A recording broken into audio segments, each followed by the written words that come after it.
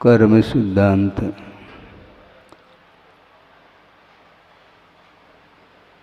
अद्भुत है।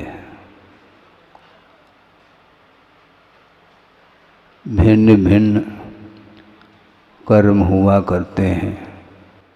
सामान्य की अपेक्षा से तो कर्मत्व की अपेक्षा से तो एक ही कर्म है, किंतु भिन्न भिन्न प्रकृतियों की अपेक्षा से उसमें अंतर देखने में आता है। तो उसमें असाता वेदनी और एक साता वेदनी, ये दो कर्म हैं जिनके उदय से आत्मा में आकुलता पैदा होती है और वह आकुलता दुख संबंधी भी हुआ करती है और सुख संबंधी भी आकुलता है। और ये आकुलता बिना उदीरना के संभव नहीं।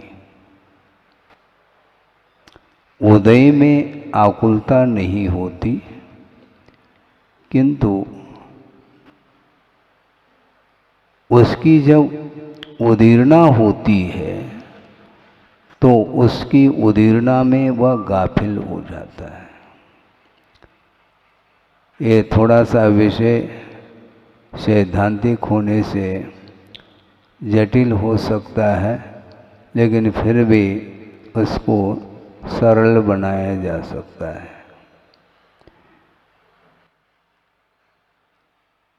असाता कर्म की तीव्रता, उसमें भी संयम का पालन संभव नहीं है। जैसे नरकों में असाता कर्म की तीव्रता है, उसके कारण वो अपने आप को संभाल नहीं पाते। इसी प्रकार साता की तीव्रता स्वर्गों में है, इसलिए वहाँ पर भी संयम का अनुपालन संभव नहीं है। किंतु दो गति ऐसी हैं जो तिर्यंच गति और मनुष्य गति, इसमें थोड़ा सा बैलेंस है। असाता की तीव्रता और साता की तीव्रता कभी कभी होती है, कभी कभी मंद होता है। ये अनुभाग को लेकर के ये वर्णन किया है। आकुलता पैदा करना ये वेदनी कर्म का कार्य है, किंतु एक और विशेष सिद्धांत इसके पीछे छिपा हुआ वह ये है, वह वेदनी कर्म आकुलता पैदा करना उसका स्वभाव है। इसके बावजूद भी जब तक मोहनी का सपोर्ट नहीं मिलता तब तक वह आकुलता पैदा नहीं कर सकता। इससे स्पष्ट है, मोहनी कर्म के ऊपर हमें विजय प्राप्त करना है। ये आकुलता तो होती रहेगी। भिन्न भिन्न द्रव्य क्षेत्र आदि को लेकर के ये कर्म अपने फल देते हैं, और उसमें जो अनुभाग पड़ा है वो अपने आप थोड़ी पड़ा है। अपने आत्मगत परिणाम के माध्यम से ही उन कर्मों में फलदान देने की शक्ति आई है। इसके बावजूद भी हम यदि साम्य भाव रखते हैं तो उन कर्मों का कोई फल महसूस नहीं होता। बहुत अच्छा उदाहरण दिया था गुरुदेव ने। बिजली, करंट जिसको बोलते हैं, और पावर के साथ वह करंट प्रवाहित है। सुन रहे हैं आप? इसके बावजूद भी 0 वाट का यदि मान लो बल्ब लगाया है तो पावर के साथ जो बिजली आई है उसका प्रभाव उस 0 वाट के ऊपर नहीं पड़ सकता। पड़ता है। तो बिजली फुल पावर के साथ नहीं आई है क्या? आई तो है, लेकिन जिस वाट का आप बल्ब जलाएंगे उतना ही वह प्रकाशित करता है। इसके ये प्रसंग गुरुदेव ने ये दिया था कि सत्ता में अनेक प्रकार के अनुभव को लिए हुए कर्म विद्यमान हैं, किंतु उदय में जो कर्म है उसके अनुरूप उसको ट्रांसफ़र किया जा सकता है। संक्रमण की विधि बहुत अच्छी विधि मानी जाती है। संज्वलन कषाय का यदि उदय है तो अनंतानुबंधी अप्रत्याख्यानावरणी और प्रत्याख्यानावरणी संबंधी जो कषाय हैं वे सत्तागत कषाय व सारे सारे संज्वलन के रूप में परिणत होकर के उदय में आती हैं। इसलिए उनका जो अनुभाग है वह अपने मुख से फल दे नहीं पाता। तो इस प्रकार द्रव्य क्षेत्र आदि के निमित्त को ले करके कर्म अपना फल दे करके चले जाते हैं। मोह को संभालो, अन्य कर्मों को संभालने की कोई आवश्यकता नहीं है। पुण्य का बंध कैसा होता है? बोलो। पुण्य का बंध जो होता है वह इच्छा से नहीं होता है, ध्यान रखो। पुण्यम बंधति जीवो, पुण्यम बंधति जीवो मंद कसाये परिणदो संतो तम्मा मंद कसाया हेवु पुण्यस नहीं वंचा। इच्छा से पुण्य का अर्जन नहीं होता है। पुण्य का बंध जो करता है जीव, वह मंद कषाय से परिणत यदि है तो वही जीव पुण्य का बंध करता है। इसलिए पुण्य बंध का हेतु क्या है? मंद कषाय, न कि वांछा। हम चाहते हैं, ये चाह ठीक नहीं है। ये जो इच्छा है, इच्छा क्यों? इच्छा करेंगे तो निश्चित रूप से क्वालिटी में अंतर आएगा। निदान के माध्यम से पुण्य संचित होता है ना महाराज? हाँ, होता तो है, किंतु उसकी जो क्वालिटी है वो ठीक नहीं, बल्कि वह पुण्य पापान बंदी पुण्य होने के कारण परंपरा से वह अधोगति में ले जाने के लिए कारण बनता है। ये जितने भी नारायण होते हैं, प्रतिनारायण अधिक होते हैं, ये निदान के माध्यम से उन्हें यह पद मिलता है और निदान करके वो स्वर्गों में पहुंच जाते हैं और वहाँ पर स्वर्गीय सुख का अनुभव करके यहाँ पर आने के उपरांत नारायण प्रतिनारायण अधिक पद को प्राप्त कर लेते हैं। ये निदान के द्वारा ये पद मिल रहा है।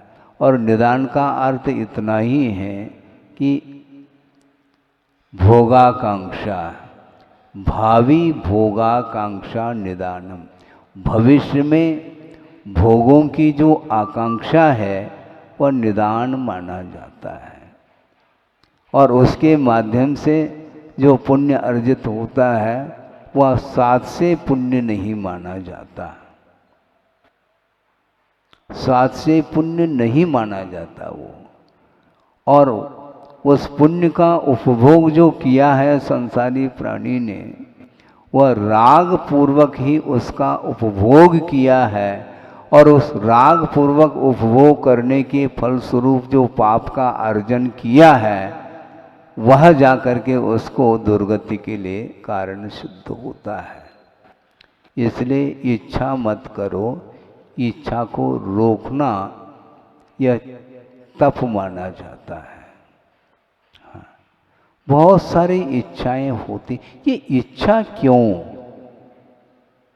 इच्छा में पुरुषार्थ नहीं, यदि है तो इच्छा ही एकमात्र पुरुषार्थ। इच्छा में कोई भी पुरुषार्थ नहीं है। पुरुषार्थ मोक्ष पुरुषार्थ, उसमें भी पुरुषार्थ है, इच्छा नहीं। काम पुरुषार्थ वह भी पुरुषार्थ है, अर्थ पुरुषार्थ वह भी पुरुषार्थ है, धर्म पुरुषार्थ वह भी, सब में पुरुषार्थ लगा हुआ है, प्रयत्न लगा हुआ है। इसलिए इच्छा मत करो, पुरुषार्थ करो।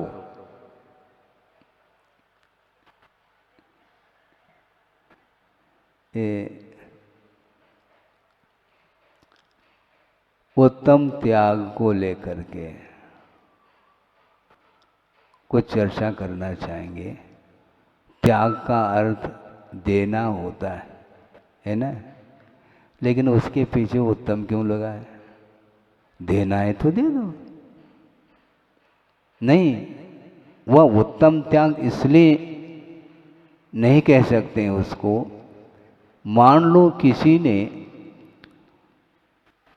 100 रुपये दान के रूप में दे दिया, उसको तो हम दान मानेंगे, किंतु 100 रुपये क्या किया? 100 रुपये उसने दान स्वरूप नहीं दिया, फिर क्या किया उसने? 100 रुपये निवेश किया है, और निवेश किया है इससे स्पष्ट है कि वह ब्याज सहित लेना चाह रहा है। तो इसलिए दिया तो है उसने, निवेश किया है, हाँ, और प्रवेश के लिए किया निवेश। लौट करके वह 100 रुपये का नोट वह ब्याज सहित आएगा। करोड़ रुपए भी निवेश कर सकता है और उसके अनुरूप वह ब्याज मिलता चला जाता है। ये पुरुषार्थ नहीं है। ये क्या है? ये इच्छा है इसके पीछे, इसलिए वह त्याग की कोटि में नहीं आ सकता। इसलिए मंद कषाय से परिणत जब जीव होता है तब वह पुण्य का संचय करता, पुण्य का बंद करता है, बल्कि अच्छी क्वालिटी का पुण्य उसे बंध जाता है, क्योंकि वह निदान के साथ नहीं किया है। इसलिए पुण्य के लिए जो हेतु है वह मंद कषा है, न कि वांछा अर्थात इच्छा। इच्छा कुछ नहीं रखना चाहिए।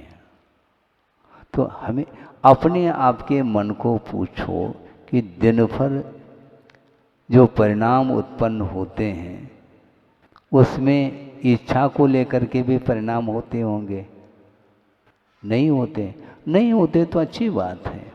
यदि हो रहे हैं तो निश्चित रूप से नहीं होना चाहिए, क्योंकि इच्छा वस्तुतः वह पुरुषार्थ से 100 कोस दूर है।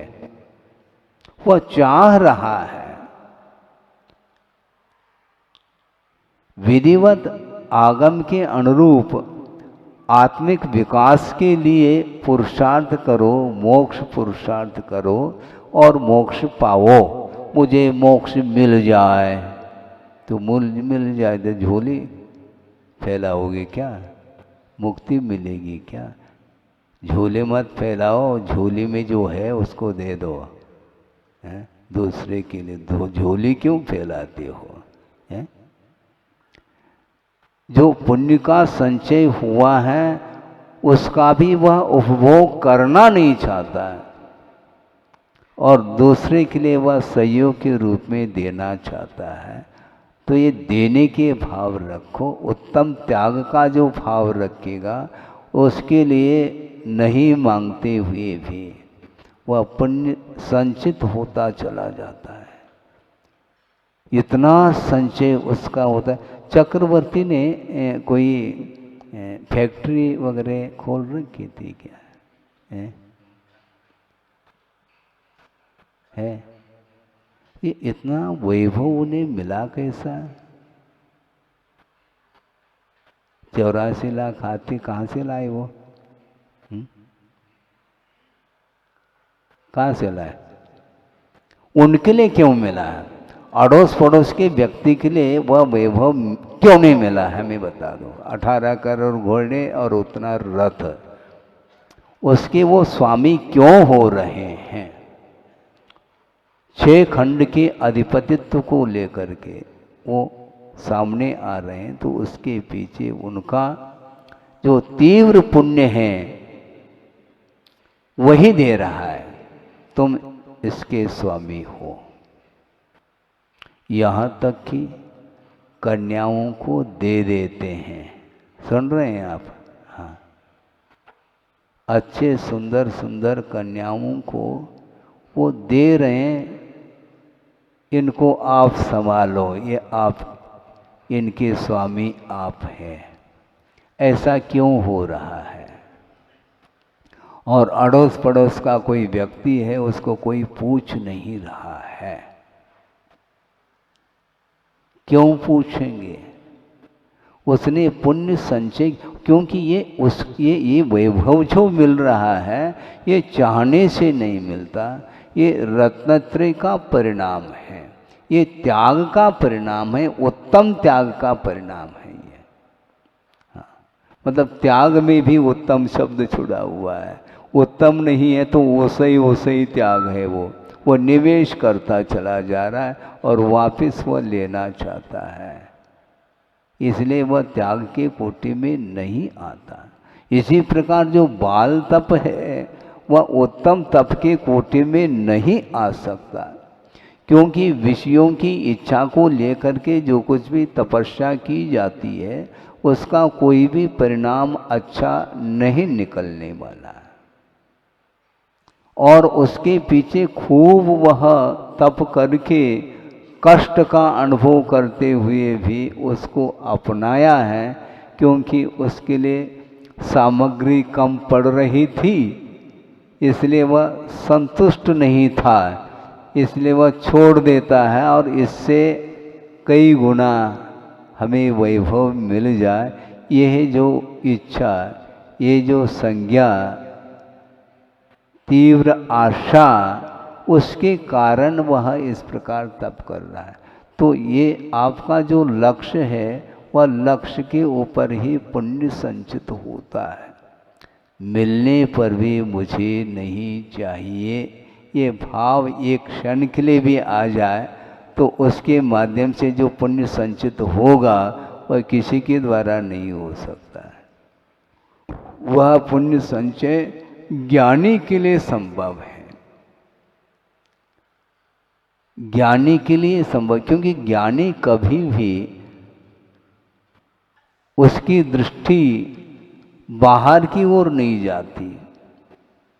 पुण्य के उदय से मिल भी जाए तो मुझे नहीं चाहिए, इस प्रकार की भावना रखने वाला जो साधक होता है वह कभी भी मिलने के उपरांत जब नहीं ले रहा है तो वह मुझे मिले, इस प्रकार का भाव उसके अंदर आ ही नहीं सकता। इसलिए कभी भी बाहरी वस्तु को लेकर के उसका मन आकर्षित नहीं होता। बाहरी जो नौकर्म है, पंचेंद्रिय के विषय हैं, उसको देख करके जिसका मन प्रफुल्लित हो रहा है, इससे स्पष्ट है उसके अंदर वांछा है, वह चाहता है, उसका उपभोग करना चाहता है। किंतु ज्ञानी कहता मुझे नहीं चाहिए। ये जो वैभव मिल रहा है कर्म के उदय में मिल रहा है, और इसका चाव के साथ यदि ग्रहण कर लूँ तो पुण्य निश्चित रूप से क्षीण होगा, और पुण्य यदि क्षीण होगा तो पाप कर्म का क्षय हम नहीं कर पाएंगे। पाप कर्म के क्षय के लिए ही पुण्य का अर्जन होता है और होना चाहिए।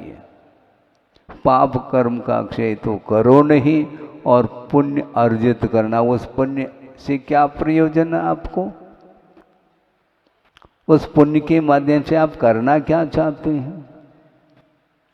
पाप का क्षय करना चाहो तो पुण्य अर्जित होता चला जाएगा, चाहने की कोई आवश्यकता नहीं है।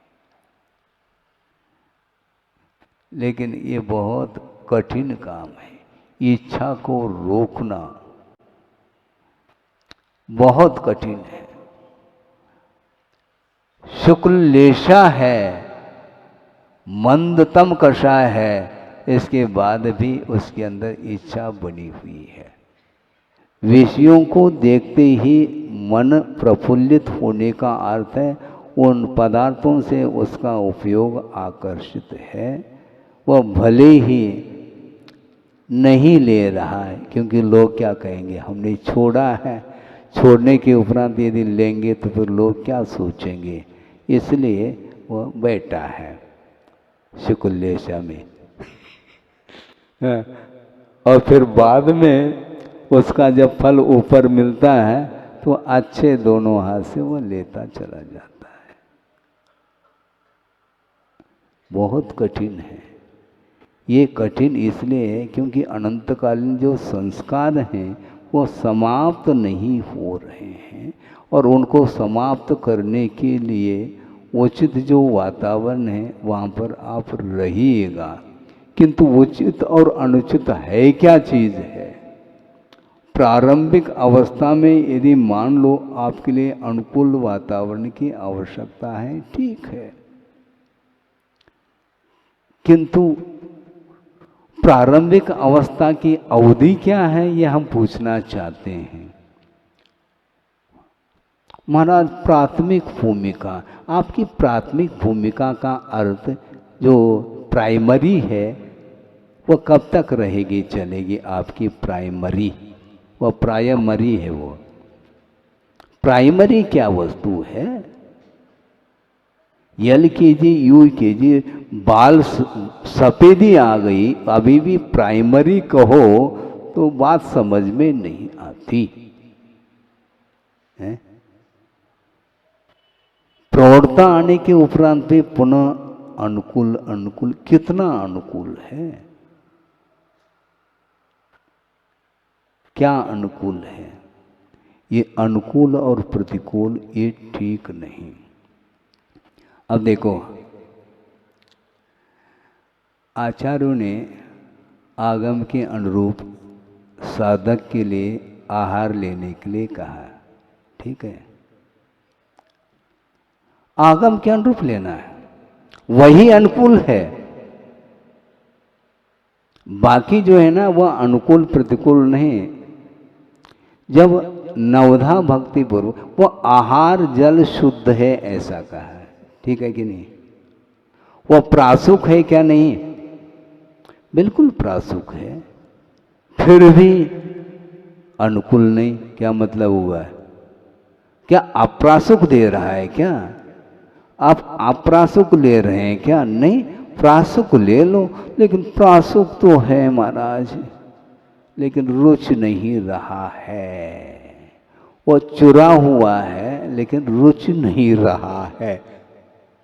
विधिवत रसोई बनाई है और प्रासुक है, इसके बाद भी वह हमारी रुचि नहीं रहा, तो ऐसा यदि करोगे तो कभी भी साधना नहीं बन पाएगी।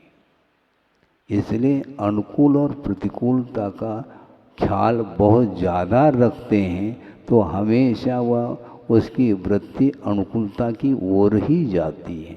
गुरुदेव का ये कहना था, छोटे छोटे प्रसंग को लेकर के कभी भी प्रतिकार का भाव नहीं करना चाहिए। यदि करेंगे तो निश्चित रूप से परिचय का विजय तुम नहीं कर पाओगे।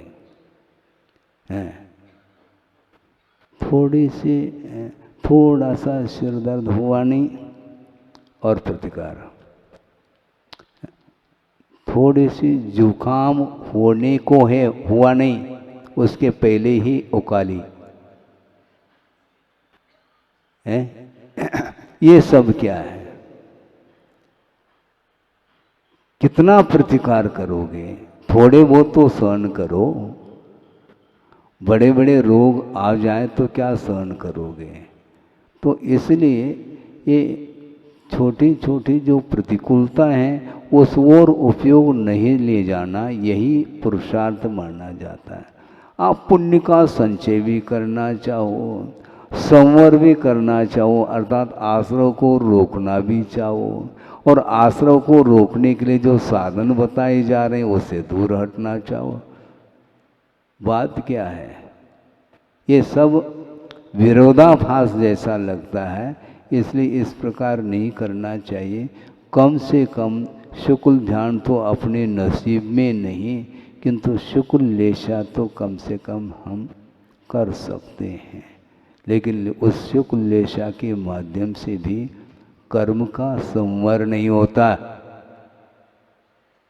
कर्म का संवर लेशा के द्वारा नहीं, कर्म का संवर जो होता है वह रत्नत्रय के द्वारा होता है, सम्यक दर्शन के द्वारा होता। मान लो चारित्र नहीं भी है गृहस्थ अवस्था में, किंतु सम्यक दर्शन को लेकर के चल रहा है तो निश्चित रूप से वह कर्म की निर्जरा करता है और कर्म का संवर कर रहा है। भले ही वह लेशा थोड़ी बहुत तीव्रता को लेकर के आ जाए, तब भी वह सम्यक दर्शन का सद्भाव होने के कारण वह संवर करता चला जाता है।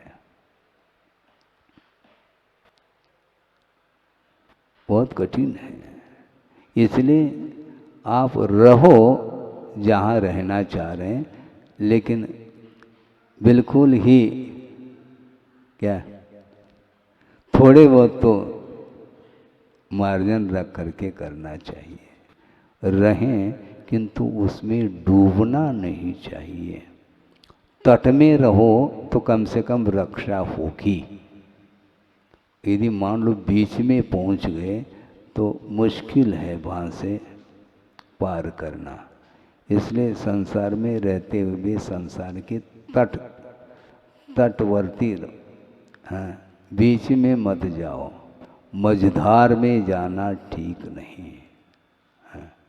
समझदार व्यक्ति भी मझधार में जाता है तो वह समझदार नहीं माना जाता है। इसलिए आप लोग सब समझदार इसलिए हैं क्योंकि कम से कम घर छोड़ करके आध पौन घंटे तो कम से कम सभा में बैठ करके सुन रहे हैं। इससे स्पष्ट हैं आप समझदार हैं। बिल्कुल ठीक है, इसमें क्या दिक्कत है, हाँ? क्योंकि आपको जिनवानी रुच रही है, ये अच्छे शुभ लक्षण माने जाते। भले ही लौट करके घर जाना ये अलग विषय है, किंतु रुच तो रहा है। धर्म रुचना चाहिए, और जिसको धर्म रुच रहा है तो धीरे धीरे विषय भी उसके लिए अरुचिकर लगते चले जाएंगे। धीरे धीरे धीरे यह आगे बढ़ता चला जाता है। इसलिए ज़्यादा नहीं कहना चाहता हूँ, क्योंकि कल भी तो कुछ कहना है ना, है? कितना कहना, अनुकूल अनुकूल प्रतिकूल प्रतिकूल, ये हमेशा धूप और छाव की भांति पल भर में कर्म के उदय परिवर्तन को लेकर के आते हैं। कभी साता का उदय आता है, कभी असाता का उदय आता है। जब साता का उदय आता है तो उस समय कभी भी वह भगवान के सामने खड़े होकर के हाथ जोड़ करके नहीं कहता है कि महाराज ये साता का बहुत उदय आ रहा है। मतलब पुण्य के उदय को कोई छोड़ना नहीं चाहता। और ये क्षण के लिए भी यदि मान लो पाप का उदय आता है तो ऐसा कौन सा हमने किया है, तो आप ही नहीं तो किया है। आप हाथ क्यों जोड़ रहे हो भगवान के सामने? पाप करते समय उसने दूसरे को हाथ दिखाया, हाथ जोड़ा नहीं, और भगवान के सामने ही जोड़ रहा है, क्योंकि फल सामने आया, अब भोगना पड़ेगा, बर्दाश्त नहीं हो रहा है। तो कार्य ऐसा क्यों किया तुमने? जो कार्य किया है तो उसका फल तो स्वयं को ही भोगना है ना। जो कृत्य करता है उसका भोक्ता उसको स्वयं को होना पड़ता है। कोई दूसरा करे और उस फल का भोक्ता कोई दूसरा हो जाए, ऐसा होता नहीं। अपने द्वारा किया हुआ अर्जित जो कर्म है उसको छोड़ करके मुझे दूसरा कोई भी दुखी नहीं बना सकता, न कोई सुखी बना सकता। ये कर्म सिद्धांत है। जब ये कर्म सिद्धांत है तो ये आकुलता करने से होना क्या है? क्योंकि आकुलता जो हो रही है वह अपने कर्म के उदय में हो रही है, उसमें साम्य भाव रखो, यह पुरुषार्थ माना जाएगा। इसलिए आप अनुकूलता ढूंढ रहे हैं, इससे स्पष्ट है कि राग द्वेष से ऊपर हम नहीं उठ पा रहे। कब तक आप प्रतिकार करोगे? प्राथमिक भूमिका आपकी कब तक रहेगी? सोचो, विचार करो। छोटा सा बालक है, उसके लिए तो प्रतिकूलताएं हो सकती हैं, लेकिन बड़े होने के उपरांत भी बर्दाश्त करने की यदि मान लो क्षमता नहीं आई है तो कब आएगी? है? कुछ पूछ रहे हैं क्या? कोई जिज्ञासा तो नहीं है? महाराज कोई जिज्ञासा नहीं, आप ही बोलते जाओ, हम शांति से सुनते चले जाएंगे। इसलिए आगम में बहुत कुछ लिखा हुआ मिलता है। शांति के साथ थोड़ी सी आकुलता को कम करते हुए पढ़ो और समझते हुए और प्रतिशत के रूप में उसका अनुकरण करो तो निश्चित रूप से पुण्य संचित होगा। पुण्य संचय के लिए नहीं करना, किंतु पाप के क्षय के लिए चारित्र का पालन किया जाता है। चारित्र को जो अंगीकार किया जा रहा है उसके पीछे लक्ष्य क्या है? राग द्वेष निवृत्ति। राग द्वेष की निवृत्ति के लिए चरणम प्रतिपद्यते। चारित्र को वह स्वीकार कर रहा है। पहले से घर में ही राग द्वेष की निवृत्ति हो जाए, फिर चारित्र ग्रहण करने की क्या आवश्यकता है? इसलिए चारित्र को जिस व्यक्ति ने अपनी क्षमता के अनुरूप पालन कर रहा है तो उसके लिए अब उसके जीवन में राग द्वेष की निवृत्ति होनी चाहिए। और जो जितना अनुकूल में लगा है उसके राग में क्षति नहीं हो पाएगी, क्योंकि राग और द्वेष ये दोनों जो अनुकूल और प्रतिकूल, इसमें बार बार उपयोग जाएगा तो बार बार अनुकूलता के लिए वह प्रयास करेगा, और अनुकूलता मिल गई तो फिर वह प्रमाद आएगा और वह सो जाएगा। पक्की बात है ये। इसलिए अफुरत संयम का अर्थ क्या होता है? क्या है अफुरत संयम का अर्थ? क्या? संयम का अपहरण हुआ है। सुना आपने? हाँ, अफुरत का अर्थ जो शुद्धोपयोग आत्मक जो संयम है उसका अपहरण हो जाता है, जिसका नाम अफुरत संयम है। मान लो मुनि महाराज हैं, श्रमण हैं और सामायिक आदि करना चाहते हैं, प्रारंभिक भूमिका है ऐसा मान के चलते हैं, तो वो अनुकूलता चाहते हैं। तो अनुकूलता यहाँ पर बहुत ही प्रतिकूल है, भीषण गर्मी है। अच्छी बात है। तो थोड़े बहुत जहाँ पर क्या थोड़ी सी अनुकूलता हो, वेंटिलेशन, क्रॉस वेंटिलेशन, भले ही लू लग जाए लेकिन थोड़ी बहुत ऑक्सीजन की बहुत कमी हो रही है, इसलिए ऐसा न हो, इसलिए वह थोड़ी सी अनुकूलता का खोज कर लेता है। और अनुकूलता मिल गई तो वहाँ पर वह धर्म ध्यान करने के लिए उन्होंने अनुकूलता का चयन किया है। लेकिन वहाँ पर जाकर के भी यदि बेचैन है तो कभी भी अनुकूलता नहीं मिलने वाली। प्राकृतिक रूप से अनुपात से यदि मान लो थोड़ी बहुत अनुकूलता आवश्यक है तो वह उसका उपयोग कर लेता है, किंतु वह प्रायोगिक कुछ भी नहीं करता। प्रतिकार प्राकृतिक रूप से थोड़े बहुत हो जाता तो ठीक है। छत पर है, हाँ ठीक है, थोड़ी सी हवा आती है, कोई बाधा नहीं। अब हवा ही नहीं चल रही है, छत तो है, छत है, हवा नहीं चल रही, अब छत के नीचे आ जाओ, वहाँ पर तो और हवा नहीं, फिर क्या करेंगे, स्विच ऑन कर लें, गलत बात है, ये नहीं कर सकते आप। इतनी अनुकूलता उसके लिए परमिशन नहीं है, आगम की आज्ञा नहीं है, इसलिए संयम को अंगीकार किया है। तो धीरे धीरे धीरे धीरे परिश्रम आदि सहन करते हुए आप चलेंगे, क्योंकि आप ये प्रकृति कभी भी आपके अनुरूप नहीं चलेगी। और भीषण गर्मी पड़ रही है, टेम्परेचर मान लो 48 तक पहुंच गया, अब मानसून कब आएगा? अरे प्रतीक्षा करने से मानसून आता है क्या? वो समय पर मानसून आएगा, आपके स्विच ऑन करने से मानसून आ जाएगा क्या? ऐसा थोड़ी है, आपके अधीन नहीं, में प्रकृति है। जब नक्षत्र चेंज होंगे, समय पर परिवर्तन होगा, फिर घटाएं छाएगी। हाँ, अभी घटाएं छा जाए तो नहीं छा सकते, पाप की घटा तो छा रही है, वो घटाएं। इसलिए प्रतीक्षा नहीं, प्रतीक्षालय में बैठ जाते हैं, लेकिन प्रतीक्षा कितने भी करो, वह समय पर गाड़ी आएगी, पहले से ही ऐलान हो चुका है, हाँ अमुक समय पर ये गाड़ी आएगी, कृपया ध्यान दें। ये बार बार वहाँ पर सुनने को मिलता है। तो बिफोर कुछ होना ही नहीं है तो प्रतीक्षा क्यों करो? इसलिए प्रतीक्षा करने से काम नहीं चलेगा, करने योग्य आप कार्य करते रहिएगा, निश्चित रूप से उसका प्रतिफल सामने मिलेगा। बल्कि जो ज्ञानी होता है उसका परिणाम सामने आने के उपरांत भी उसका उपभोग नहीं करना चाहता, इसका नाम ज्ञानी है।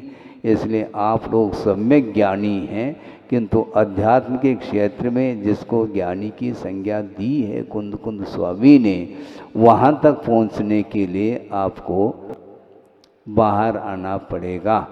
कहाँ से? घर से बाहर आकर के धर्मशाला में आप रह सकते हैं, वह भी घर है, लेकिन वो घर नहीं, उसका स्वामित्व नहीं है। वो अपन धर्मशाला में बैठे हैं अथवा किसी के भवन में बैठे हैं, किंतु उसके प्रति हमारा कोई स्वामित्व नहीं है। आए हैं, कभी भी जा सकते हैं, हम ताला लगा करके थोड़ी जाएंगे। तो इसलिए आप घर में रह रहे हैं, इसलिए आप परिग्रही माने जाते हैं।